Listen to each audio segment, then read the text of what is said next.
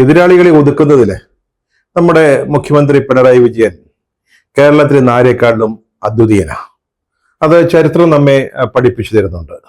പാർട്ടിയിലായാലും ഭരണത്തിലായാലും ഇക്കാര്യത്തിൽ അദ്ദേഹം ആവിഷ്കരിച്ച ഒരു പുതിയ തന്ത്രത്തിന്റെ ഒന്നാം തരം വിജയത്തിന് ഉദാഹരണമാണ് പാലക്കാട് എരപ്പുള്ളിയില് ബ്രവറീസ് ആരംഭിക്കുന്നതുമായി ബന്ധപ്പെട്ട് ഇടതു മുന്നണിയുടെ അംഗീകാരം നേടിയെടുക്കുന്നതിന് അദ്ദേഹം കൈവരിച്ചത്. ഒരു നല്ല നേട്ടമാണ്, വിജയമാണ്. അപ്പോഴും ഇടതു മുന്നണിയില് 1967-69 കാലത്തെ കുറുമുന്നണി, മഹാമുന്നണി മുതലായ സംഭവങ്ങളൊക്കെ ഒന്ന് തലനീട്ടി വരുന്നുണ്ടോ എന്നൊരു ചെറിയ സംശയമുണ്ട്.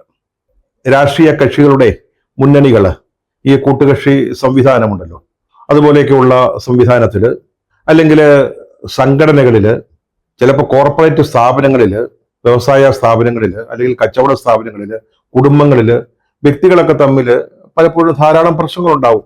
അത് വളരെ സ്വാഭാവികമാണ്. അത് മനുഷ്യന്മാരുടെ ഒരു രീതിയാണല്ലോ. ഇതൊക്കെ പരിഹരിക്കുന്നതിന് മഹാകവി മാഖൻ നിർദ്ദേശിച്ച ചതുരുപായങ്ങളുണ്ട്.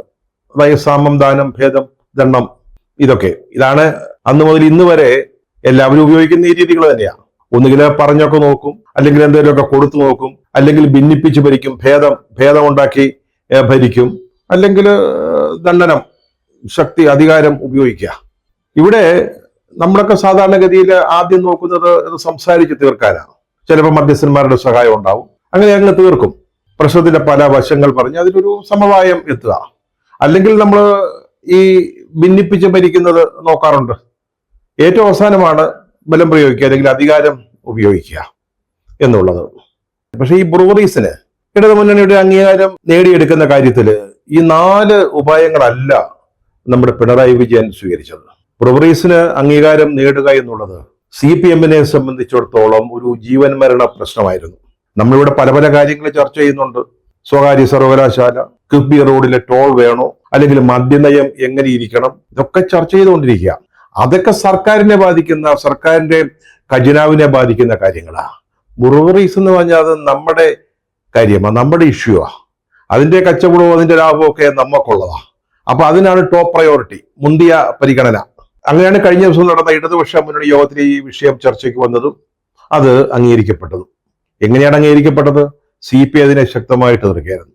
ഏറ്റവും അവസാനം കഴിഞ്ഞ ദിവസം പോലും പറഞ്ഞതാ, അതായത് പല്ലും നഖവും പുല്ലും ഒക്കെ ഉപയോഗിച്ച് ഞങ്ങൾ അതിനെ എതിർക്കും എന്നുള്ളത്.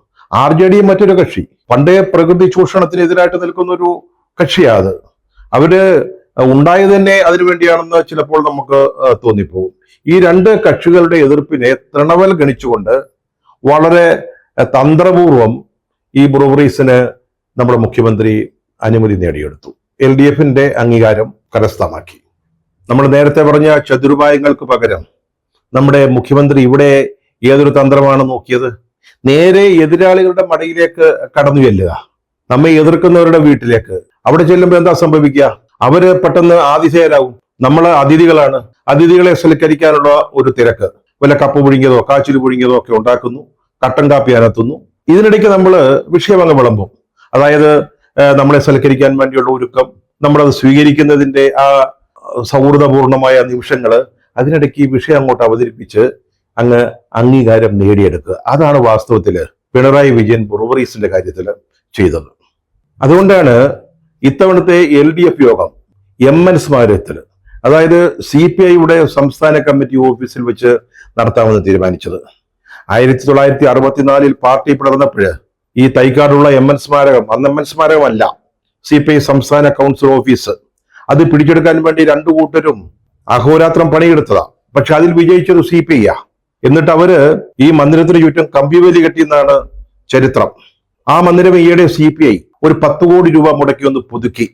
ഇപ്പോഴും AKG സെന്ററിനോളം വരത്തില്ലെങ്കിലും നേതാക്കൾക്കിടയിൽ TB തോമസിനും MN ഗോവിന്ദനാർക്കും ഉണ്ടായിരുന്ന ഒരു തലപ്പൊക്കം പാർട്ടി ഓഫീസുകൾക്കിടയിൽ CPI-യുടെ MN സ്മാരകത്തിന് ഇപ്പോൾ കൈവന്നിട്ടുണ്ട്. അവിടെ വെച്ച് യോഗം ചേരാം എന്നുള്ള ഒരു സജഷൻ, ഒരു നിർദ്ദേശം മുഖ്യമന്ത്രിയുടെ ഭാഗത്തു നിന്ന് ഉണ്ടായപ്പോൾ CPI-ക്കാർ അത് വളരെ സന്തോഷപൂർവ്വം സ്വീകരിച്ചു. കാരണം നമ്മുടെ പുതിയ വീട്ടിലേക്ക് വരികയാണ്.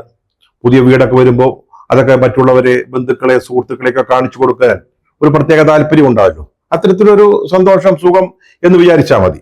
അപ്പോ സർവാത്മന ഇടതുപക്ഷ മുന്നണി നേതാക്കളെ മുഴുവൻ അവിടേക്ക് ക്ഷണിച്ചു വരുത്തി കഴിഞ്ഞ ദിവസം യോഗം അവിടെയാണ് നടന്നത്. അപ്പൊ പിണറായി വിജയൻ അടക്കമുള്ള നേതാക്കൾ ഇങ്ങനെ വരിക MN സ്മാരകത്തിലേക്ക്. അപ്പൊ നമ്മുടെ പാർട്ടി സംസ്ഥാന സെക്രട്ടറി CPIയുടെ ബിനോയ് വിശ്വം ഒരു ആതിഥേയന്റെ റോളിലായിരുന്നു എന്നാണ് മാപ്രകള് നമ്മുടെ മാധ്യമ പ്രവർത്തകര് പറയുന്നത്. അതുപോലെ റവന്യൂ മന്ത്രി K രാജൻ വിവാഹം നടക്കുന്ന ഒരു വീട്ടിലെ കാരണവരെ പോലെ ഓടി നടക്കുന്നത് കണ്ടു. ഇതൊക്കെ മാപ്രകൾ പറയുന്നതാ, ഞാൻ ആ വഴിക്കൊന്നും ഉണ്ടായിരുന്നില്ല. ഇവര് പറഞ്ഞത് കേട്ടതും വായിച്ചതും ഒക്കെയാ. ബിനോയ് വിശ്വം അങ്ങനെ ആതിഥേയൻ ചമയുന്നു, K രാജൻ കാരണവരാകുന്നു. അതിനിടയിൽ മറ്റു മന്ത്രിമാര് പരിപ്പുവടയും പഴംപൊരിയും പൊരിക്കുന്ന ഒരു തിരക്കില്, മറ്റു ചില നേതാക്കളുടെ കട്ടൻ കാപ്പി അനത്തുന്ന, ചിലർക്ക് കട്ടൻ ചായ, നാരങ്ങ ചേർത്ത കട്ടൻ ചായ, ഇതൊക്കെ ഒരുക്കുന്ന ഒരു തിരക്കിനിടയില് ഈ ഇടതുപക്ഷ മുന്നണി യോഗം കൊണ്ട് ചേർന്നു. അപ്പൊ ബ്രൂവറീസിന് എങ്ങനെയും അംഗീകാരം, അനുമതി LDFന്റെ നേടിയെടുക്കുക എന്ന ഉദ്ദേശത്തോടു കൂടിയാണ് നമ്മുടെ പിണറായി വിജയനും സെറ്റും വന്നിരിക്കുന്നത്. ചർച്ച തുടങ്ങി വെച്ചത് ബിനോയ് വിശ്വമാണെന്നാണ് മാപ്രകൾ പറയുന്നത്. കാരണം അദ്ദേഹം ആതിഥേയനാണല്ലോ.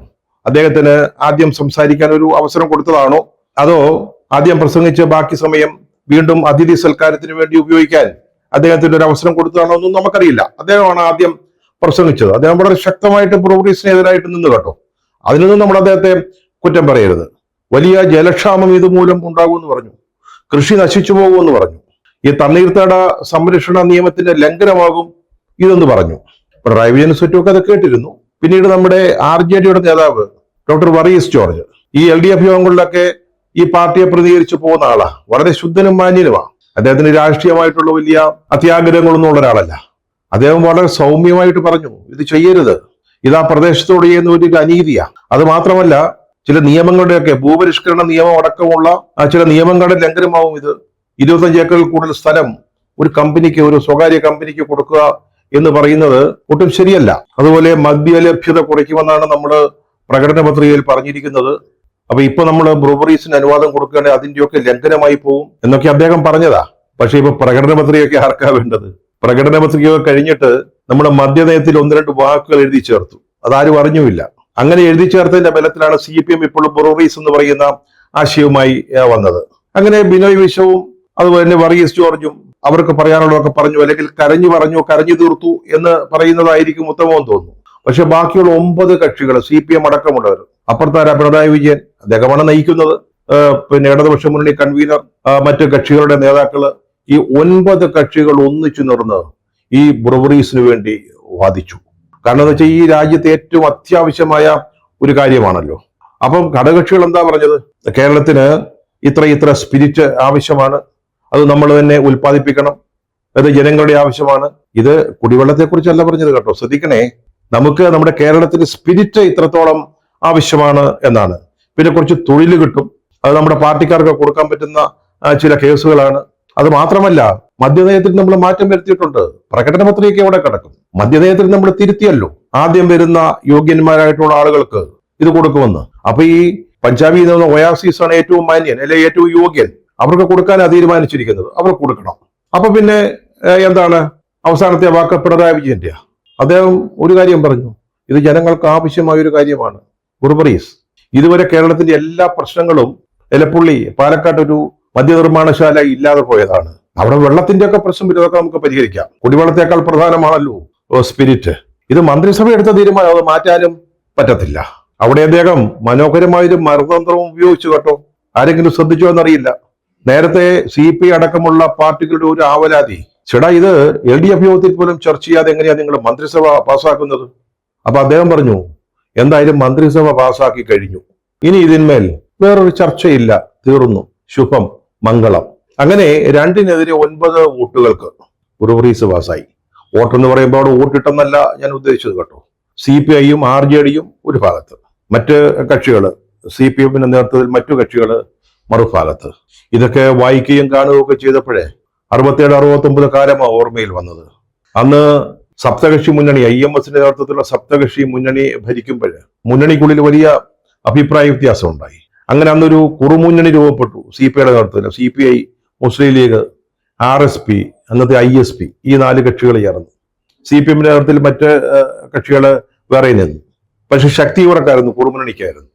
അങ്ങനെ കുറുമുന്നണി ഈ സർക്കാരിനെ വാസ്തവത്തിൽ തകർത്തു. അതിന്റെ ഒരു ആവർത്തനമാണോ ഇപ്പോ കേരളത്തിൽ LDF സംഭവിക്കുന്നത് എന്ന് നമ്മൾ കാത്തിരുന്ന് കാണേണ്ട കാര്യമാണ്. ഇപ്പൊ CPI അതുപോലെ തന്നെ RJD ഒക്കെ ഒന്നിച്ചു നിൽക്കുന്നു. മറ്റു 9 കക്ഷികൾ വളരെ സോളിഡായിട്ട് CPM-ന്റെ പുറകില്, CPM എന്ന് പറയേണ്ട, പിണറായി വിജയന്റെ പിന്നില് ഉറച്ചു നിൽക്കുന്നു. 67, 69 ഒരു ആവർത്തനമായിട്ട് ഇത് മാറുമോ എന്ന് നമുക്ക് നോക്കാം, കാത്തിരുന്ന് കാണാം. പരിപ്പോടെയും പഴംപരിയോ കഴിച്ച് ടിഷ്യൂ പേപ്പറിൽ കൈതുടച്ച് ഘടകന്മാർ MN സ്മാരകം വിട്ടുപോയപ്പോ നമ്മുടെ CPIയുടെ മുഖം ഒന്ന് കാണേണ്ടതായിരുന്നു. ഇന്നലെ വരെ പറഞ്ഞതാ ഞങ്ങൾ ഈ ബ്രൂവറീസിനെതിരായിട്ട് എന്തൊക്കെയോ ചെയ്തു കളയുമെന്ന്. ഇപ്പൊ നമ്മുടെ വീട്ടിൽ വന്നിരുന്ന് വർത്തമാനം പറഞ്ഞ് നമ്മുടെയും കൂടെ അനുവാദവും വാങ്ങിച്ചുകൊണ്ട് പോയിരിക്കുന്നു. അണ്ടി കളഞ്ഞ അണ്ണാനെ പോലെയാണ് അപ്പോൾ CPIയുടെ അവസ്ഥ ഉണ്ടായിരുന്നത്. RJD അവർക്ക് ഏതാണ്ട് സമാനമായ ഒരു അവസ്ഥയാ.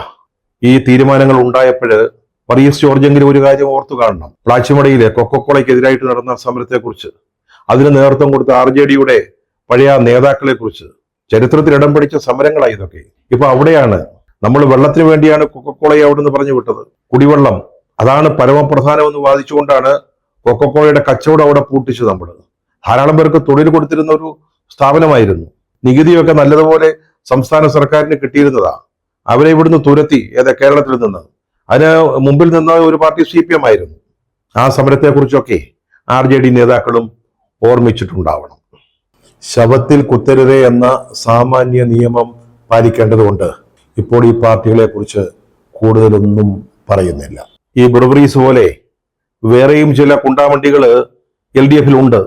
ഈ കിബി റോഡിൽ ടോൾ വാങ്ങുക, മദ്യനയം എങ്ങനെയായിരിക്കണമെന്ന് തീരുമാനിക്കുക, സ്വകാര്യ സർവകലാശാലകൾ, ഇത്തരത്തിലൊക്കെ ഇനി തീരുമാനമെടുക്കാൻ പോകുന്നതേ ഉള്ളൂ.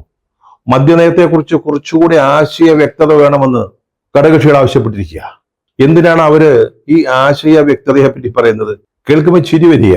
കാരണം അത് LDF യോഗത്തിലേക്ക് ചെല്ലുന്നു, CPM അത് പറയുന്നവരുടെ തീരുമാനം അത് അംഗീകരിക്കുക എന്നുള്ളതല്ലാതെ ഈ CPIക്കോ അല്ലെങ്കിൽ RJDക്കോ മറ്റേതെങ്കിലും ഒരു കക്ഷിക്ക് എന്ത് റോളാ അവിടെ ഉള്ളത്? ഇനി ഇവിടെ എന്തെങ്കിലും ആശയ വ്യക്തത വരാനുണ്ടെങ്കിൽ തന്നെ അടുത്ത LDF യോഗങ്ങളും MN സ്മാരകത്തിലാക്കിയാൽ മതി. അവരവിടെ ചായയും പരിപ്പോടെയും പഴംപൊരിയും ഒക്കെ ഉണ്ടാക്കുന്നതിന്റെ ഇടയ്ക്ക് നമുക്ക് ഇക്കാര്യത്തിലെല്ലാം ആശയ വ്യക്തത വരുത്തി തീരുമാനമെടുത്ത് മുന്നോട്ട് പോകാൻ സാധിക്കും. ഈ വിഷയങ്ങളിലൊക്കെ അഭിപ്രായ വ്യത്യാസം ഉണ്ടെങ്കിലും ചില ജനോപകാരപ്രദമായ കാര്യങ്ങളിൽ CPM-നും CPIക്കും രണ്ടഭിപ്രായം ഒന്നുമില്ല, അഭിപ്രായ വ്യത്യാസമേ ഇല്ല. ഉദാഹരണത്തിന് കഴിഞ്ഞ ദിവസം ഗവൺമെന്റ് എടുത്തൊരു തീരുമാനം, നമ്മുടെ PSC ചെയർമാന്റെയും PSC അംഗങ്ങളുടെയും ശമ്പളം വർദ്ധിപ്പിക്കുന്നതിന് ഗവൺമെന്റ് തീരുമാനിച്ചു. ചെയർമാന്റെ ശമ്പളം 2,24,000 രൂപയിൽ നിന്ന് 3,87,000 ഉറുപ്പികയായും അംഗത്തിൻ്റെത് 2,19,000 രൂപയിൽ നിന്ന് 3,80,000 രൂപയായും വർദ്ധിപ്പിക്കാനാണ് ഗവൺമെന്റ് തീരുമാനിച്ചത്.